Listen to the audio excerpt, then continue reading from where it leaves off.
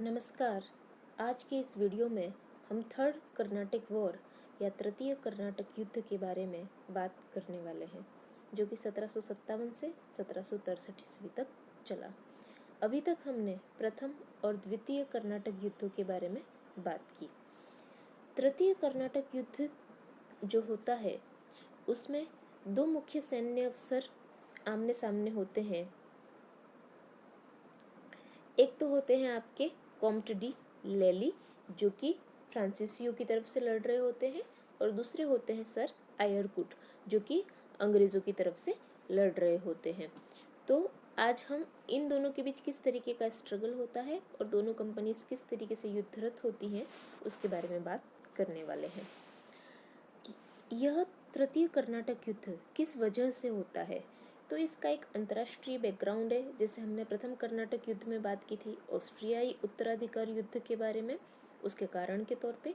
द्वितीय कर्नाटक युद्ध में हमने भारतीय बैकग्राउंड के बारे में बात की थी, जिसमें कर्नाटक, तंजौर और हैदराबाद में उत्तराधिकार संघर्ष और अंग्रेजी और फ्रांसीसी दोनों ही कंपनियों के अधिकारियों की महत्वाकांक्षाएं प्रमुख थी। उसी तरीके से तृतीय कर्नाटक युद्ध में इस समय पर यूरोप में युद्ध की स्थिति बन रही होती है।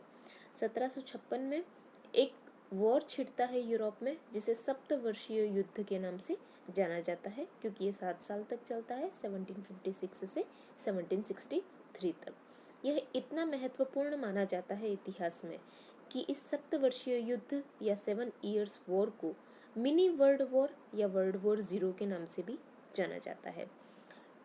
इस युद्ध की शुरुआत क्यों होती है उसको समझते हैं।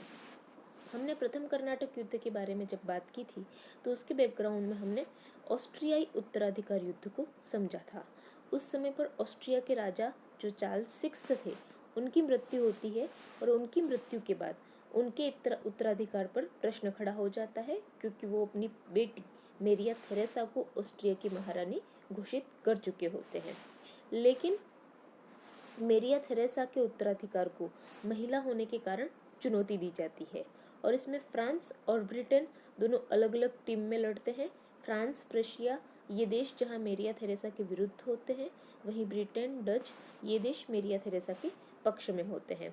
इसका अंत हमने देखा था कि 1748 में एक्सला शापेल की संधि से होता है, जिसमें मेरिया थेरेसा को हंगरी की रानी स्वीकार तो कर लिया जाता है, लेकिन साइलेशिया नाम का जो प्रदेश होता है उस पर प्रशिया का नियंत्रण रहता है।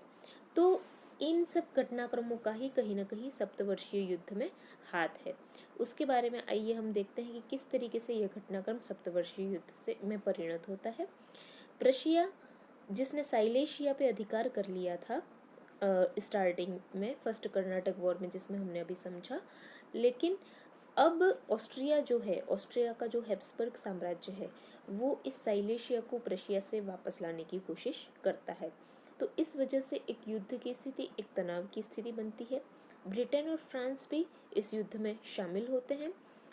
ब्रिटेन और फ्रांस के दो जगह पर उपनिवेश होते हैं। एक तो इनके उपनिवेश होते हैं उत्तरी अमेरिका में, और एक उनके उपनिवेश होते हैं भारत में। तो इनके उत्तरी अमेरिका में जो उपनिवेश हैं, वहाँ पे सबसे पहले ब्रिटेन और फ्रांस के बीच लड़ाई छिड़ती है। सप्तवर्षीय युद्ध में भी जैसा कि हमने देखा, ये दोनों एक दूसरे के अगेंस्ट हैं। ब्रिटेन जहाँ ऑस्ट्रिया को सपोर्ट कर रहा है, वहीं फ्रांस ऑस्ट्रिया के अगेंस्ट है। तो यहाँ पर इनके बीच जब युद्ध छिड़ जाते हैं, तो यह, क्योंकि जैसे हमने कहा कि सप्तवर्षीय युद्ध जो है वो मिनी वर्ल्ड वॉर या वर्ल्ड वॉर 0 है, यह सिर्फ यूरोप में ही केंद्रित नहीं रहता है, बल्कि संपूर्ण विश्व में जहाँ जहाँ पे इन देशों के हित हैं वहाँ पे इनके बीच टकराव होता है। तो उत्तरी अमेरिका के साथ साथ एक और टकराव इन दोनों देशों के बीच होता है भारत में। भारत में जब ये टकराव होता है तो सबसे महत्वपूर्ण बात ये होती है, जैसा कि हमने द्वितीय कर्नाटक युद्ध में देखा था, कि कर्नाटक वाले एरिया पे जहाँ ब्रिटेन का प्रभाव स्थापित हो जाता है, वहीं हैदराबाद वाले एरिया पे फ्रांस का प्रभाव स्थापित रहता है। लेकिन प्रॉब्लम ये आती है कि कर्नाटक वाला जो एरिया है, उस कर्नाटक वाले एरिया में कुछ पार्ट जो है, जिसमें आपके ये पौंडीचेरी और जिंजी का पार्ट और ये कराईकल का पार्ट, ये फ्रांसीसी उपनिवेश होते हैं, लेकिन वो ब्रिटिश प्रभाव वाले कर्नाटक नवाब के एरिया में आते हैं। तो इस वजह से यहाँ पे इन दोनों के बीच तनाव के कारण जो है वो एक तरीके से विद्यमान हो जाते हैं और ये दोनों एक दूसरे के अगेंस्ट काम करने लग जाते हैं।